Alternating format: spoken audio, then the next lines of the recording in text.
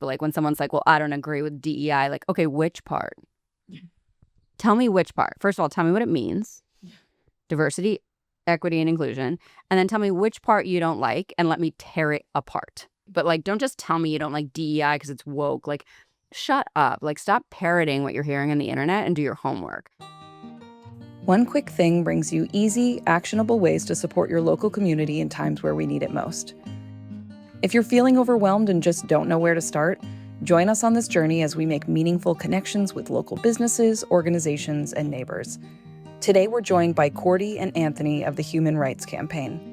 We discuss the impacts of the current administration on their work with the LGBTQ community, the power of pride, and what real allyship entails. Yeah, I love them. We're just really excited to learn about everything that you're doing. Can you say, just tell us a little bit about what HRC is doing now, just sort of like in a broad way? Yeah, so I like to say that HRC had been trying to do too much, like with the resources we had for a lot of years. We had like hundreds of programs. We were all over the country. We had a global initiative. We were like doing so many things. And I think we were already, at least as a board and as an organization, trying to think about, okay, like where can we have the greatest impact and where should we be focusing? And then the election happened and we were like, okay, we actually need to do this and we need to do it fast, right? So we're really focused on like building people power, which means like galvanizing the community. And that doesn't just mean LGBTQ plus people, but it also means all of the allies who care enough to vote that way or stand up for people in the LGBTQ community and like give a damn, quite honestly. Yeah. We're focused on policy and politics. So continuing to get out the vote, continuing to show up at state legislators around the country.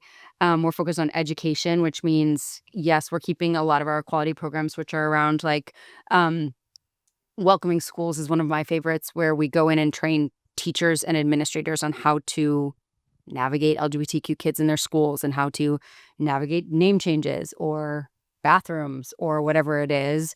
So we're keeping a lot of those educational programs around. And then what is the third thing we were doing? Workplaces. Oh, workplaces is a big one. Yeah. So with the Corporate Equality Index is a huge program, ranks companies. And I think it's going to be a really interesting list this year because I think it's going to have changed a lot. I bet. When does that come out? We usually applications open in April. They are opening in June this year because we changed a lot of questions. We're asking very different questions than we asked last year because cool if your health benefits cover everybody, but like not if your public statements don't. Right? Like it's got to be a safe place to work as well as a supported place to work. Yeah. That's going to be really interesting. And I'm so glad that somebody is kind of putting these corporations' feet to the fire a little bit in that way, because I think a lot of I work in marketing and I work with a lot of big companies. And so there's all these companies put out all these statements and all these like great things, but they've rolled back a lot in recent years. And there's some like big time hypocrisy. And so it's nice to know that we're going to kind of see the results of that and how that plays out in your report. So I will be looking forward to that. It usually comes out in January. So the announcement will come out, I assume, next January. Yeah. But the applications hopefully will start soon. My company, I know, they're like, have you heard anything? When's it coming out? I can't wait to see that. Yeah. It's going to change a lot. And so you're saying the change is specifically because of this administration? Yeah, I think here's one really good example. We had teams in what we call battleground states, like around the country. So we had, people in obviously Texas, Arizona, Pennsylvania, and like some other battleground states. We had like actual staff, boots on the ground. And then Next Benedict was murdered in Oklahoma, and we didn't have anyone there, and we had to fly people in, and we had to show up strong, and we had to pivot really fast. And so one of the things we're doing is, instead of having state directors in 7 states, we're going to have a mobile team that's literally just traveling the country to wherever we need to be right now. Wow. Right. So we just like shifted how we're allocating resources to make sure that we can be as nimble as possible and be where we need to be. Like, we need to be showing up at state houses. We need to be showing up at courthouses. We need to be showing up for kids, and we need to be like educating the public, right, about like what all of this means. Right. So it's almost like operating in like an emergency response sort of kind of way. That's wild. Yeah. That's such important work, and I'm sure that's so exhausting to sort of be on call at all times. Yeah. And I think the administration has made us that way. It's made a lot of places that way where we have to be, I mean, we're 140 something days in and we're upwards of 100 EOs. Like those things are being turned out at a moment's notice, that it's requiring a lot of people to figure out how to change their trajectory really, really fast.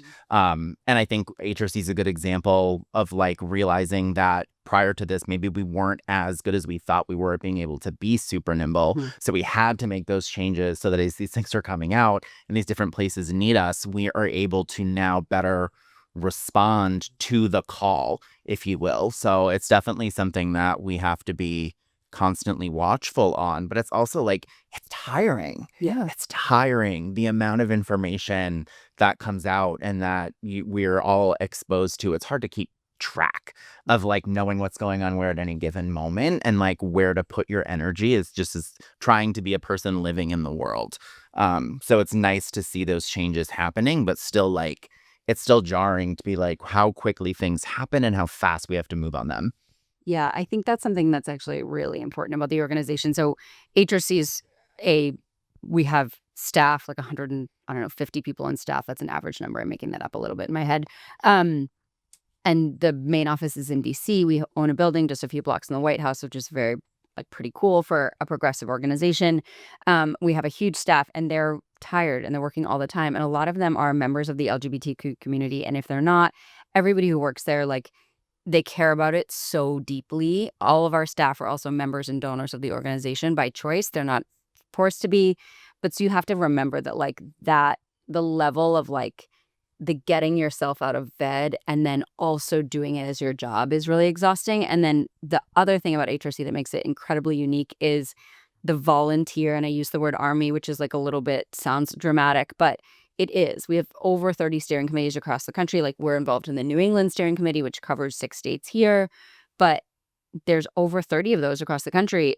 And a lot of the work is being done by volunteers. So we are not paid. We actually pay to do it generally. And we also care so deeply about the work. Like, we're not just like showing up to do a walk, even though those are very important things that people show up and do for organizations. We are day in and day out having really hard conversations with people we know and care about that we might work with, or our family members, or we're at state houses, or we are, answering emails and people being like, well, why are you doing this? What's the organization going to do about that? Like, the number of questions we get of like, you didn't win the election for us.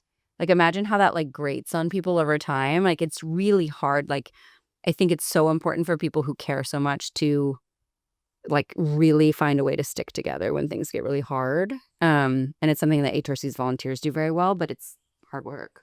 And it's, as somebody who identifies as a member of this community, I definitely am willing to have those harder conversations for those either allies or other members of the community that feel that way, that, we're not doing enough or we need to be here. I'm definitely in a position to kind of spin the narrative, like, where are you showing up then? Like, at least I can go to bed at the end of the day and I feel good about doing as much as I possibly could. I left everything on the table. And the people that I've run into that are like, you're not here, you're not doing this, we're not doing enough. I'm like, well, tell me what you're doing then. Like, give me the information of where we're missing the mark then. And then if we have to figure out a way to navigate into that space, we can, if it's the right thing to do. But as Cordy alluded earlier, if you overspread your resources like we were doing at this time last year, you're doing 10% of 10 things when you could be doing 80% of 1 or 2 things and really making a change. And it also really kind of brings to light, like, we have to work together. There are a lot of organizations similar to HRC that do similar or adjacent work, because I think another thing that we're really focused on too is the intersectionality of our community. It's not just, LGBTQ folks, it's LGBTQ folks, trans folks of color, our Black and brown friends that are at a far more alarming rate of risk for all sorts of things with this administration. So it's realizing that, like, cool, we are in this lane and we, you say we should be here. We've got this really cool partner organization that's actually in that lane. Let's double down there, put some time there, some support there. We're here, but we're all working together so we can get to that common goal. Whereas then, like, I try to remind myself, like, early on, I think one of the things that was kind of a realization for me early on in the, like, pandemic particularly around the murdering of George Floyd. And really when that ignited my fire to do more for my community and show up in different ways, I saw something that somebody put out that like, you can't be in every lane. They were like, no matter how you wanted, you can't be everywhere. So the person was like, pick the things that you can make headway on, put your head down and put as much energy as you can there. But it's like that reflection of like, I can't do it all and being okay with that, but then challenging those folks that feel we're not doing enough to have that self-reflection of like, then tell us what you're doing. If we are missing something, we don't know what we don't know, we can get that information and assess if that's the right thing to do. Whereas then a lot of people won't. They'll kind of point, and I understand why we're doing, you know, they're afraid, they're fearful, they're looking to folks like us in this room and these organizations to, you know, kind of take charge, but we have to do everything we can together as a community, you know, and it's tough to overcome some days. Yeah. I think that's an incredible point about the intersectionality, and that's something that we've been really mindful of with this podcast. And people that we've gotten feedback from are like, this has been super helpful because I, you know, really was only aware of XYZ issues, you know, but this new one really resonates with me and I didn't even realize. And so I think that, you know, the intersectionality with all of this is so important because A, what you said, you can't be everywhere at once. And B, some folks just, it's not going to hit home until they get the one that it's just really lighting their fire. Oh, you were talking a little bit about having to be super nimble. Can you tell us a little bit about more ways that this administration has changed the way your organization is working? Yeah, I think we're trying to make sure that everyone feels like safe and supported first and foremost, which we've always done, but I think we're doing a better job of it. So like the last training event, we run a lot of trainings for our volunteers in DC. We were down there in March and there was like 500 or 600 of us from across the country. And there was a lot more space for like networking and celebration and just like being together with the community. There were still so many workshops and so many sessions with incredible speakers, but there was a lot of time to like, okay, you're in a room of 600 people who like care about all of the same things you care about. Why don't you just like hang out a little bit? And so I think we are trying to do that. I think we're also being much more intentional about the coalition work, which Anthony was referring to. So, you know, we work with the HBCUs across the country, the historically Black colleges and universities, and like we're letting them take the lead on a lot of the like young Black and brown hard conversations, because like those are the spaces where those are happening, and the kids coming out of those schools are going to the leaders that are going to make the change in that, right? Like we can participate in that conversation, but we don't need to start it. And it's the same thing like the Trevor Project. They have their lane and they know what they're good at. Like let them run that. We'll send speakers, we'll show up, we'll help bring funding if we can, but like let them take their lead on things. And so I think that coalition and that finding ways to support across adjacent organizations is something that we were always doing, but we're doing more intentionally now, because like if they come after one 501c3, they're coming after all of them, right? You know, if they say that the NAACP gets no funding anymore, we're next. So like how can we be partnering across the sort of progressive space to make sure that like nobody fails, because each lane is so important. I was looking at your website and saw a little bit about you working with Lambda Legal. Can you tell us a little bit about what you're doing together? Yeah, absolutely. So much. The short answer. And it's such important work. I know specifically the HRC has been really partnering closely with them for two big issues are the focus and attack on transgender military service members. I don't know about anybody in this room. I don't want to serve, so I don't know why we're trying to do that. Like if they want to do it, like let's let them do it. And the fact that they're trying to like sniff them out through the craziness. Anyway, I know that they're really focused there, and then of course on healthcare, which is being constantly attacked, gender affirming care, for our community of like just being able to feel comfortable in your body. And as someone who hasn't struggled with that, it's definitely. It takes a lot to really absorb what that means for someone else. And I think, you know, it hits back on the intersectionality of a conversation of like recognizing that being, as Cordy said, when they attack one of us, that you have to kind of internalize it as like, this is everybody. You know, I know for me, I'm at the pinnacle for privilege in my community, and like I'm white, I'm cisgendered, I'm male, and I know that. And when I go into spaces, that's one of the first things I like to call out when we're having these conversations, as Cordy said, like to be part of, but not take over and to drive. My focus in the work that I'm doing is to really help lift those folks up. So these partnerships with Lambda Legal and HRC and other adjacent orgs that are working to fight for these people in the courts, which is, as you've seen in the news, a whole other smattering of insanity. And now we're trying to prevent federal judges from injunction. So like it's just deteriorating very quickly. So it's hard to keep up. But I think in these instances, it's really our focus is to like rally behind those folks that are in these, that are having their jobs and their ways of life, being risked. I have a personal friend of mine in my personal life who is transgender, who let me know, I don't know, a month or so ago that they stopped their name change because of all the issues with the legislation about if you're Project Save.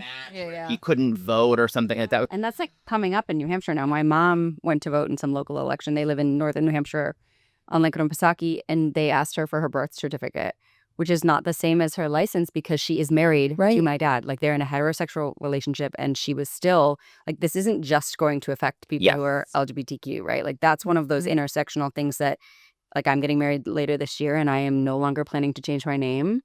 And my fiance is like disappointed. He was excited about that. We were both excited about that. Like the Hermans, right? Like you love that. It's like so cute. But like I love him, but voting is so much more important than changing my name on a piece of paper. And I think that like the Lambda Legal and these specific court cases highlight how much what we care about at HRC everybody should care about. Like gender affirming care includes Botox, breast augmentation, testosterone shots for anybody. You could argue that Viagra is a gender affirming care. So like it can get really muddy really fast, and it's really important to like have your data points and your facts when you go to talk to someone about transgender service members and like, okay, yeah, but they're like offering sex change operation. Like, no, they're not. I would love for you to actually, I wanted to circle back to that point too in general, because we've talked about gender affirming care and those attacks that are happening, especially in New Hampshire. We've talked about that on the podcast. We haven't yet talked about what's happening in the attacks on the transgender folks that are serving in the military. Could you just give us a quick recap for anybody who is not familiar with that issue? So we've gone back and forth on this a lot of times in this country where they were not allowed to serve. They were allowed to serve. There was don't ask, don't tell was in place for a lot of time, meaning like you could serve, but like we don't want to know that you're transgender, right? And when that was finally struck down, like that was a big moment of celebration. Like people were allowed to be their true selves in the military, which meant whoever they said they were. And now this executive order banning it, like you can't really ban this with an executive order. Like that's actually the point. It has to go through like the correct channels through Congress and through the Pentagon and like all of these things. I remember once hearing the guy who was the leader of the armed forces at the time, but this is the Obama era, so it was a different time. And he was like a white gay man, and he like led the armed forces. And he was like, once you tell a general that so-and-so is in their platoon, I don't know anything about the army, that person, whoever you've told them they are, like they will defend them to the death. So if you then all of a sudden tell them that that person's no longer in their platoon, now you're their enemy. So like it's a really tricky situation with our armed forces to have the leader of the armed forces say that all of these people who are so integral in their communities within the armed forces are no longer part of it. Like that's a really tough situation. But so where we are right now is we're stuck in the courts. The executive order says that people who are transgender can no longer serve in our military and no longer receive any of those benefits. Like they don't get any of their pension benefits. They don't get any of their healthcare benefits, any of that. It's stuck in the courts because it's illegal for an executive order to claim that. You can't change that. And so I think right now where we are is people are serving and they're scared out of their minds. Right? Yeah. And they probably, depending on where they're serving, depends on what kind of care they're getting. There are hospitals around the country that are still offering very good, very important gender affirming care for people in the military, for people outside of the military. And then I am sure there are some that are not. And we don't have data on that yet because it's happening in real time. So I think right now we're in a holding pattern, which isn't really a great answer, but it's sort of the truth. Reality, yeah. Like there are still transgender people in the military, and they are still protecting us abroad while we are tearing them down. So I know that you had a ton of events through this past spring. What do you have coming up? So much. All the things. It's the theme, right? Just all the things. So as hopefully most of you know, if you don't, we're a stepping stone throws away from June, which is Pride Month. Super exciting. So we're doing a lot of tabling across many prides in most of the New England states. So you can catch us in Boston, I think twice, once for Pride, once for the Out Loud Music Festival. Trixie Mattel, I believe, is DJing. So if you're interested, we'll be on. Yes, it's going to be so much fun. Portland, Maine, Providence, Rhode Island, and then Manchester, New Hampshire. So that's where we'll be for most of June, because that takes a lot of bandwidth and a lot of volunteer support to be in all of those places. We have some other small, like Wilson resources and things to smaller tangential prides in smaller areas. And then as we go throughout the rest of the summer, we do have some things planned for our volunteers. So this kind of past year, New England specifically has worked to kind of rebuild their base. And we've done a really awesome job, and we've met and brought on a lot of really cool people. So we want to make sure that kind of once the beautifulness and the craziness that is Pride kind of settles, that we have an opportunity to bring those folks together for appreciation. So more to come there. And then as we move into the fall, we'll start to do some things around the National Day of Coming Out. We're going to do some open houses. We definitely want to, one of the things that we're going to start to work into, especially I want to work in here in New Hampshire, is more of those powerful, more deep conversations about the community. We have a few short videos that we want to kind of place strategically to bring people into view and have conversation around.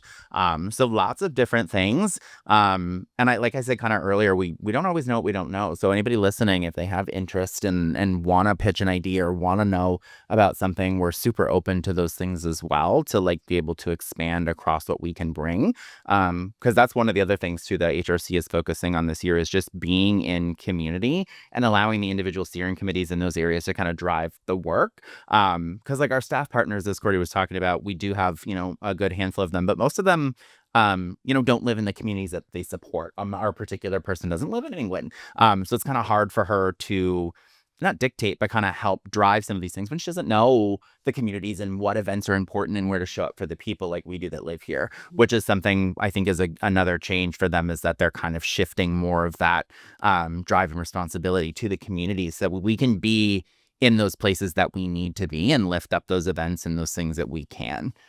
So lots of stuff to still come. The other thing I wanted to mention was I'm working on hopefully a big coalition partner virtual. We have partners, smaller orgs all throughout New England. So my hope for this next 6 months or so is to get kind of all of those leaders in a room, so that we were starting to bridge some of that intersectionality, cross-functionality across the states, so that we can still come together and be able to use one another's resources and power to make change, because we all need help in just different areas. So lots of fun things coming up. I'm super excited, but I'm already tired. Already tired thinking about it. As we're coming up to Pride this year, I imagine the vibe is a lot different than it's been in the past. And, as we're here today, we're in New Hampshire recording this episode, and the situation here looks a lot different than it does in the rest of New England. Can you talk a little bit about how that impacts your work and, how you guys are thinking about what's currently going on in New Hampshire? Yeah, that's a great question. And it absolutely does feel very different than it did this time last year.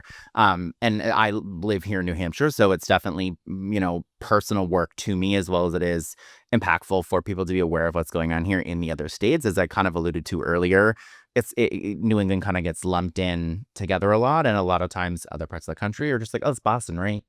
Generally, yeah, we're in that area, and people often associate Boston, New England as very friendly, safe spaces, and in a lot of ways that they are. But when you kind of go underneath that and you dig into New Hampshire, okay, this is truthfully tell people like it's the ugly stepsister of New England. New Hampshire is awful in so many ways. And it's just, I think what I struggle with is trying to figure out what the people of New Hampshire are actually concerned with and what they're after. And I think in this last election, it was really reflected that they don't know because we elected a Republican governor, but overall for the presidential election, we went blue. All of New England blue. So they wanted a Democratic president, but as a state, we wanted a Republican governor. And I was like, what? Where are we trying to go with that? Where we're voting for two competing things, and where did you expect that to kind of land? So focus is for like Pride challenges, things are include, safety. Like Manchester Pride, the mayor is Republican. So like we are really towing the line and figuring out how to still like work with these people. And I think that specifically tends to be tough for some members of the community when we say we have to work with the people that are elected. We have to reach out to the Republican mayor and work with the police to get security. And like those are very, very sensitive and delicate topics for a number of reasons that go beyond just what we're here to discuss today. But it's those things that make us extra cautious when we're trying to plan spaces to bring people together to be in community, while also simultaneously trying to make sure that the people we're bringing together aren't unintentionally targeted for things. That is such a competing kind of priority set, and it's tough when you're part of these groups trying to put these together of like, I want to do this for the community. They need this space at the same time. Are we bringing them in and putting a bunch of people in one place? Like those are things that we think about. We shouldn't have to. It's like very dark. Yeah, I think it's important that we share that reality, right? That like you have to be planning for safety right now because we are living in a different world than we were last Pride. Yeah. And so I appreciate you for kind of sharing that. Yeah. And I think a big thing, and this is like partially related to my work with HRC, but something that I try to keep in mind all the time when we have to explain, like, why are you willing to work with so-and-so who's in office that you didn't, that you don't like, or why are you willing to have hard conversations with people? Like, I hope until I die, we live in a democracy, which means that anyone who is elected is working for me and for all of us. And the White House is the people's house. He doesn't own it. We own that house, and we better fucking act like it. You can edit that out. Sorry. We will not be. We done that. Like, we have to continue to have the hard conversations. We have to continue to have these town halls. We have to continue to have pride and be louder and more covered in glitter than we ever have been, because this is who we are and this is the life we want to live, and this is our country, right? And so there is space in this country for all of these different beliefs. We just don't necessarily need to hate each other's beliefs, right? Like, do I hate people who think that gay people are terrible? Absolutely. But I'm not going to like run and scream about how much I hate them all the time. I'm just going to live my life and let them live theirs in their little dark holes, right? Like, I'm going to live in a rainbow hole with all of my friends and they can be in the dark. But like, so I think we need to create those spaces. We need to take precautions. We all need to have like the plan of where we're going to meet if something goes down in an event, right? Like, or we need to say like, this is where we're all going if this happens, or this is my emergency contact that you should call should something happen to me. Like, we have to take precautions. We've always had to do that. And as women, we've been doing that a lot longer than maybe some white men have, right? Like, I go running at 5 a.m. and I've always told someone that I'm going running at 5 a.m. and someone is always tracking my watch. It's just a little bit more broad now, right? A lot more people have to be thinking that way. So I think it's continuing to have those spaces in those beautiful times, and then continuing to remind ourselves and everybody else that like, you don't have to work hard every day, but you do need to remember that like this country only exists as long as we like demand it exists. No notes. Yeah. That's a clip going on TikTok. While we've been talking about Pride, we see so much performative allyship with brands. Wait for tomorrow morning when all of those logos go rainbow and you're like, no. Yeah, you've got what? How many days with that rainbow logo before you completely forget about the population? In your ideal world, how would these organizations and brands continue to be an ally? They have to show up all year long. It's not Pride Month is it's it's there because it still has a need, right? And we talk about all the different niches of all these focuses because we need it. We need to highlight. I shared with somebody that Pride is really focused on, for the month of June, shining a brighter light on this community. And the light moves to different communities throughout the whole year, which is great. And it's at the same time awful that we need to do that because it's such a I can't even think of what I want to say about it. It's just so frustrating. But for the organizations and the businesses, they have to show up all year. We can't just claim June and be like, oh, yay, how fun. We know another big department store. We won't say their name. I don't know if you can say the actual brand names, but I do not care. Target Yes. has rolled back a lot recently, and they've seen the hit. They have seen the hit in the trap. I haven't shopped there personally since that happened. I wasn't going to put my money towards it, and I had started already seeing on TikTok and other social media like people going into Target and finding Pride stuff. It's in the back of the store. We're like, that just doesn't win anybody over because you have to be there for us in the really hard times and not just in the celebration. It makes me think like, if you can't be with me and handle me at my worst, you don't get to deserve me in June at my best, or vice versa, depending on who you are during the month of June. And things like being advocates for, as Cordy was alluding to, like healthcare and understanding what that means for your folks and being able to provide that space for those community members that work for you to be themselves. Like there's nothing, I mean, there are things worse, but when I think about going to work, I'm fortunate that I work somewhere that I don't have to hide who I am. I'm very lucky, but I know tons of people that can't do that or can't share what they do outside of their professional life. They go into work for 40 hours a week, but they're coworkers don't know that they're a secret drag queen on the weekends because that's not how the business or the employer operates. And that's insane to me to take kind of that pause 11 months out of the year for that 1 month to be like, we're going to support you from June 1 to June 30. And then it's like, we kind of took back the running joke in July. I see it all the time of like July 1st hits. We're like, all right, corporations, it's back to being illegal to be gay now. Like we can't be gay anymore. You got to be heterosexual moving forward in July because everybody takes everything back as if it was like, it's just that small window of time. So I want to see corporations support us year round and be part of these bigger conversations and legislation about what's happening to their employees, their consumers. I would think that they would, even if you want to bring it to the very base level of capitalism and making money. If I was somebody who ran a business like this and I wanted to make money, my thought would be like, I don't care who you are, I just want your money. That's it. I'm trying to run a business and I want your money. Why do you care where the money's coming from? Or why are you so stuck on who's giving you the money? Well, I don't like that you're gay, so I don't want your money. But aren't you trying to run a successful business? So why would you not want to do that year round and be part of these conversations to help your consumers still be able to support your business?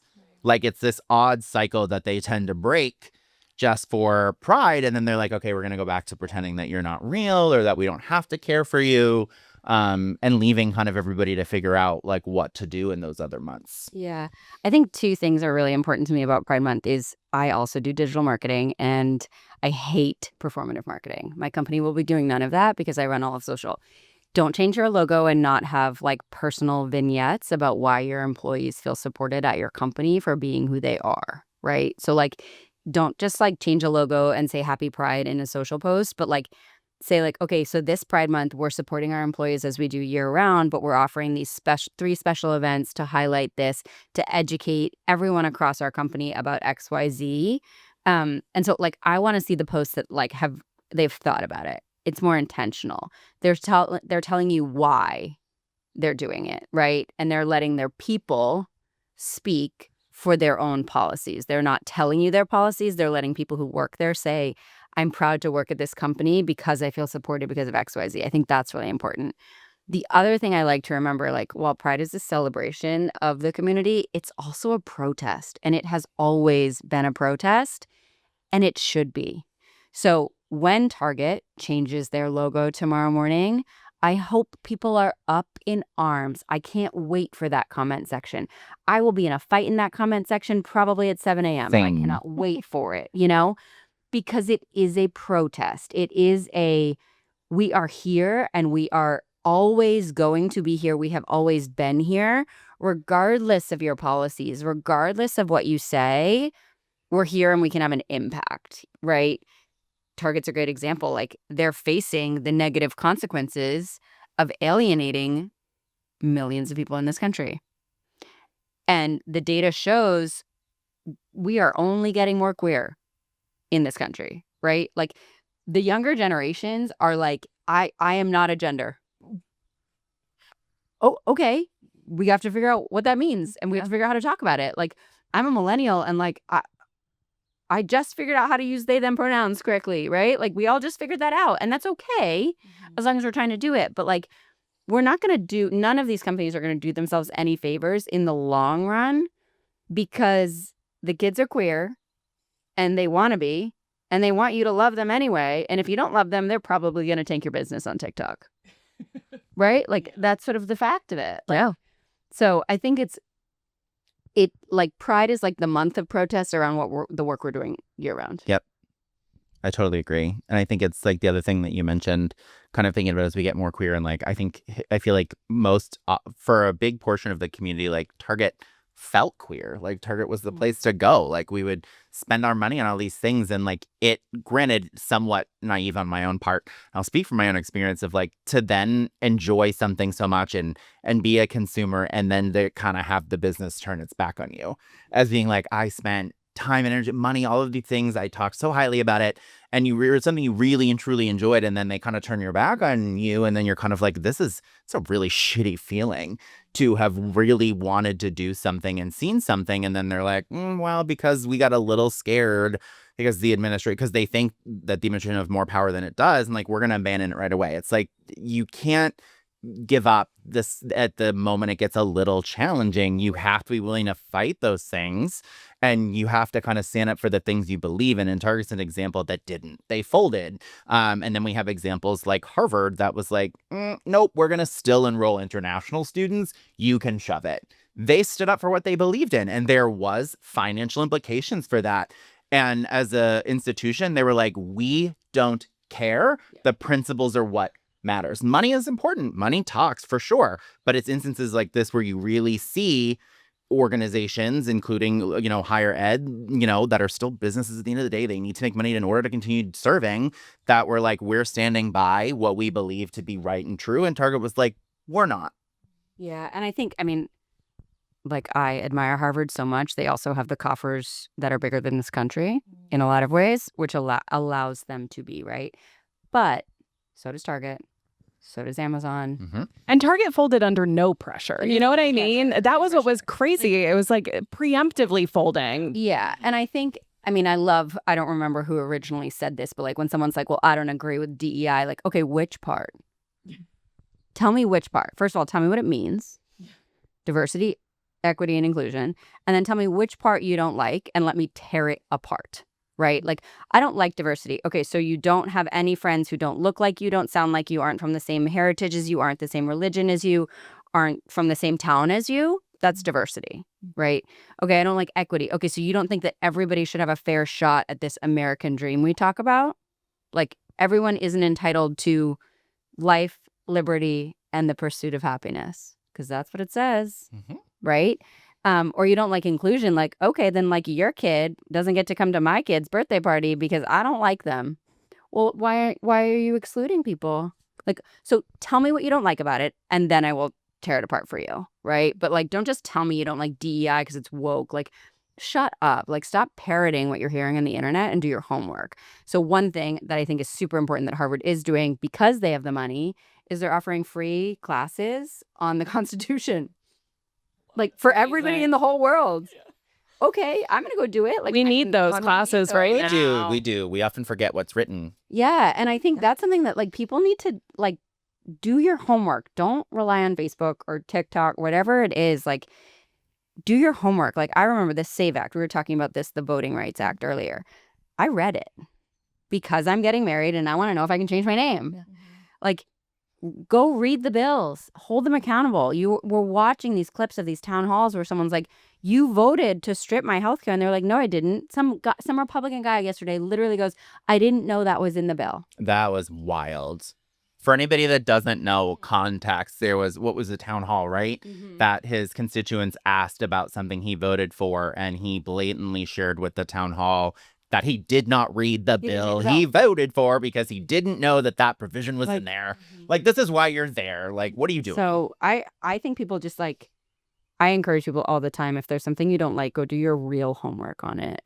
Like, and now a lot more places are giving us the resources to do that. HRC has a lot of resources about it. You can read the entire text of the Equality Act linked from our website if you want to. Go read it. We're not asking for them to make anything like more accessible for anyone else. We just want everyone to get everything equally, right? Like, everybody gets to vote. Everybody has a path to citizenship if they want it. Everybody gets an education. Like, okay, nobody says they don't want that, right? Right. And I think the problem, like, you tell people that and they're like, oh, but I know everything. Like, okay, what is it? 70% of the country doesn't read above a 6th grade level. Okay, we need more education. Like, we just need to be doing that. And so, I don't know, I think we just need to take advantage of the rich companies that are able to stand up against them. We need to applaud them. And then we need to say, like, okay, now what can we do with that power, right? And Harvard is doing that. Like, they're standing up these programs, and I think that's really important. So, and education is just so important, and it's the irony that we're also like trying to dismantle the DOE as if we haven't proven we need more education, as we're trying to pull that away too. But I think the other things I thought about was Cordy was talking was, thinking about like DEI, and people are like, well, I don't like these things, and like there are people that don't realize themselves that they are the DEI women. We were like, you're women for like you're the DEI as a woman. Like, people didn't want you in the workplace, and they don't think those things through, or they're not getting beyond like that initial talking point from the echo chamber they're in. Like, one of the hot button issues I think I remember reading about in New Hampshire, this last election was like immigration. And I remember driving with my partner in the car, and I'm like, who are you worried about in New Hampshire? Canada? Like, why are you so concerned with this where you live? There's none of this. There's nobody here that's trying to out you from your job. That's the hill you want to die on? But it's because they only are reflecting what they're hearing, and they're not going beyond that initial parroting of what we're claiming is bad and is happening. The jail transgender operations and aliens. And we're eating dogs and cats. That was a fun TikTok parody for a bit. That dance was pretty cool. Didn't learn it, but it was cool. But it's those things that you just think, and people say these things out loud, and you sometimes can't even. I was telling her earlier, I was like, you almost kind of feel like you're living in a simulation. You're like, this isn't the reality that we're living in. And then, you see in the news that the most powerful person in the world is spending time on social media targeting one high school, I think, middle school or high school, I can't remember exactly, transgender athlete in California. He's bullying one transgender athlete in California on a national scale. That's what the most powerful person in the world is doing. That's where their time and energy needs to be spent. Ooh, okay, well, I think we need to go to that Constitution class and figure out what exactly can't wait to take those classes. Supposed to be doing. And I'm locked in on this. Let's all go and have a group chat. Yeah, for real. We'll report back. So this whole podcast it started because we really wanted to have it geared towards folks who are super busy and don't know where to start with being an ally. What is one quick thing that you two would suggest folks do to get involved with HRC's mission? Yeah, so as an ally to the community, because I am not LGBTQ and I have been doing this for 16 years very actively, is like, I say this all the time, like showing up for something else, like caring about something outside of yourself more than yourself is going to make you a better version of yourself, like time and time again. Like, I have given hours and thousands of dollars and like so much energy to this, and what I get out of it is so much more than what I give time and time again. And so I would say it's like, show up at Pride, go to the booths and learn something. Buy a t-shirt, like give people hugs. Like, my mom comes to Pride in Manchester with us. Last year she came. She just gave everyone who came to the table a hug because she's a mom, and that's how she shows support, right? Like, she moms. So give people hugs, like tell them you love them, like just be that person. And then do enough homework the next time you're voting to make sure that you're not hurting that person that you gave that hug to, right? Like, really think about that. Like, don't vote because you think you're going to pay $100 less in taxes if it means that this person that you love and care about loses all sense of self. Because then you're going to lose that person, right? So I think it's that. It's like, show up for people and tell them you love them, and then do enough homework to make sure you're not hurting them in the choices that you're making. Yep. That's really well said. I think for me, similar is, allyship is a verb. You have to take action. And I think it ties in nicely to the title of the podcast of volunteer, donate, or spread the word. I think that's in our experience in doing volunteer work, it can be really challenging. I think a lot of the kind of barriers that I have people come to me is like, I want to help, but don't know how. That's the number one. And I'm like, well, you have to think on where you can find value in people. If you don't have money, spend a Saturday at a table somewhere. If you do have money, great, donate. If you can't do either, tell people about what's going on. Everybody has a phone. Share a post on social media. Yes. Like, you are doing it, but like nobody cares when I post HRC stuff, because like, it's my whole brand is like pro HRC, anti-Trump, like whatever. Like, I'm gonna be arrested at the border probably because he's gonna stop me. But like, it matters because the 3,000 people that follow me, like maybe one or two of them is gonna share it every time. So it doesn't make it less important. Like, you're not just talking into a void, you're sharing. If it's important to you, it might just be important to someone else, and it shows them that you care. Like, if you have no time to do anything else besides scroll whatever channel you scroll on, share it with your network, right? But like, don't share dumb things either. Like, do your homework. Like, make sure that the 10 sources you're sharing from like are actual sources, not just a meme. It's or such a rage good bait. Yeah, it's such a good reminder that I think like social media sharing got kind of a bad rap for a while. I think we were talking a lot about slacktivism, which is like a very important topic where you just post something, but you don't actually do any of the work to follow it up. But it can be such a powerful tool. And we see how the right is using new media, social media, podcasts, all this stuff to get their points across. And so if you're somebody who's comfortable with putting yourself on camera and talking about these things, talk about them or share these posts, use whatever network you have, because you never know who's going to see that. And if nothing else, somebody just might feel seen by the fact that you're identifying yourself publicly and saying like, I support this community.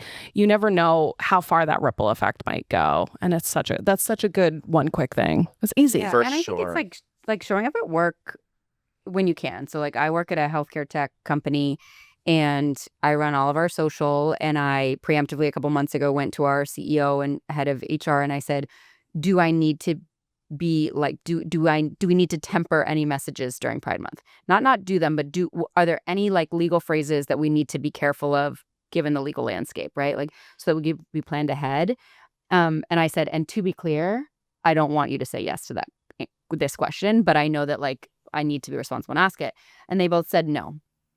But if someone hadn't asked them and then we put it up and then it got shut, like, so preemptively like showing up and asking those questions and making sure you're asking people to like put their money where their mouth is, right? And like say, no, we will continue to support this and we will be loud about it. Like, show up and hold people to the fire on it a little bit. It's sort of on all of us. Like, you work at a big company, you work at a small company, like it's going to start to add up over time. Like, I truly believe that like the arc of progress is really long, but we are like people who believe in equality are on the right side of history.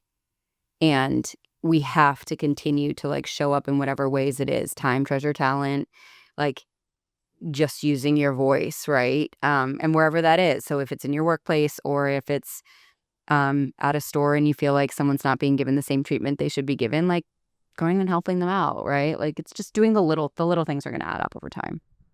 I totally agree with that. And I think that kind of back to your point, it is powerful to, people to share things and make things known. It's somebody who grew up queer. It's even today, it's still in some instances like, and I have a partner, I'm fully out to my, like I'm out there, but in its situations and places I don't know everybody, it's still, here in New Hampshire specifically, it's still like, are we going to talk? What is their view? Am I going to be like pummeled on the way out? I don't know. And it's still something that like, even just sharing that, you're right, could present to somebody in your audience or somebody that sees it that says, oh, you know what? It's good. Now I know that they're for this is define you as a safer person, can be themselves around.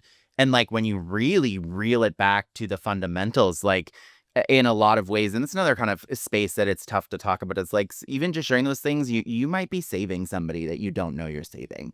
You don't realize that maybe somebody in your periphery who couldn't be themselves, didn't have an outlet. And there are a lot of places all across the country and, here in New England too, where, we have youth and other people, full grown adults, 40, 50, that still can't be who they want to be. And then they see something like that. And that's just that little beacon of hope that there is a way forward and that they can help and be themselves. And I have been on the receiving end of something like that, where I've seen somebody post something. I'm like, oh, okay, I didn't know that. They were, really quiet about the things that matter to them. And they said a phrase or they shared something. And I'm like, okay, good. And it changes your whole outlook when you're around people. So I think as simple as it can seem and feel, it's important for individuals to do that. And I think the one other caveat I would want to make about that, when we kind of talk about, being active and not only just resharing, like I think we have to have separate expectations for the different kind of people and orgs and things, right? Like as somebody just in a small town somewhere, you might only have the ability to just reshare something. That's important for you to know and to do, and that's enough. We're not holding that standard to Target and Amazon, who have the means and the energy and the effort and the legal teams and the money to do far more than just that. That's a huge caveat, I think, needs to be called out, that like if you're feeling like you can't do something, it doesn't have to be grandiose. It can be showing up at a table. It can be donating $5. Fun fact, $5 gets you a year membership to HRC. Now you know. We can dig through the couch cushions if we have to, but that's not gonna be the same thing I'm gonna hold Target to. Yep. For them to donate $5 or just Good point. change the logo for 30 days. Nope, they're held to a much higher standard because of the organization and the size that the behemoth of who they are as an org, versus somebody in a small town in New Hampshire who might only be able to spend $5 this month, on something like this, or to reshare something they saw that was important to their audience. We have to have those things be different, so that we're not, and I say that because I don't want to unintentionally kind of block people from feeling like they're doing enough, because if people don't feel like they're doing anything, they're less likely to do it. Yeah. They have to feel like those small actions result in bigger changes. Yeah. There are no barriers to being an ally. Mm-hmm. Right. Like the only barriers to being an ally are like your own fear of what someone else might think of you. And like the question I would pose to someone who's like, well, I don't know how to show up for this community that I'm not a part of. I don't want to offend them. You're not going to offend them if the way that you're showing up is just with love. Like you get someone's pronouns wrong, apologize, ask them how they want to be referred to, and then move forward. And just continue to do that. If it takes you 100 times to get it right, more often than not, they're going to forgive you if you're coming from a good place. Like there is not a barrier to this except people's own fear of getting things wrong or perceptions of other people. And I think anytime someone's like, well, I'm like, I don't know if I'll be comfortable in that environment. I'm like, well, then how do you feel like people in this community feel in your spaces every day, right? Like I never feel uncomfortable at drag shows or HRC events, and like I am the minority in the room. I am not gay. And sometimes other people remind me of that. They're like, well, you're not a gay person, so like you don't know how we feel. And I'm like, you are so right. I do not, but I'm still going to be here like hanging out and having a good time. I'm like, isn't that the point? Right? Yes. So I think like when people are like, how to be an ally is to just like show up authentically and like show up with love and like know that you are not going to get kicked out of a space if you're coming at it from the right place. And so, like, a lot of moms, like, I want to bring my kid to Pride. Like, we can come, like, bring your families, like, enjoy. Like, my favorite part of Manchester Pride last year was the biker dads. Like, the dads that were, like, in their Harley Davidson leather jackets with their queer kid. And they were like, which T-shirt do you want, honey? Like, buying their kids rainbow T-shirts, like, these dads have no idea what they're talking about or doing, but they were all like, oh, I was like, HRC has a lot of resources for parents of kids who are going through gender identities. And they were like, oh, really? Like, here's my card. Like, it's amazing. It's the best part. Like, love the people around you. And like, that goes for parents. Like, just love your kids. I think that's a good note to kind of wrap up on, because we kept you guys for so long, but this was so good. And thank you guys so much for like sharing all of this with us.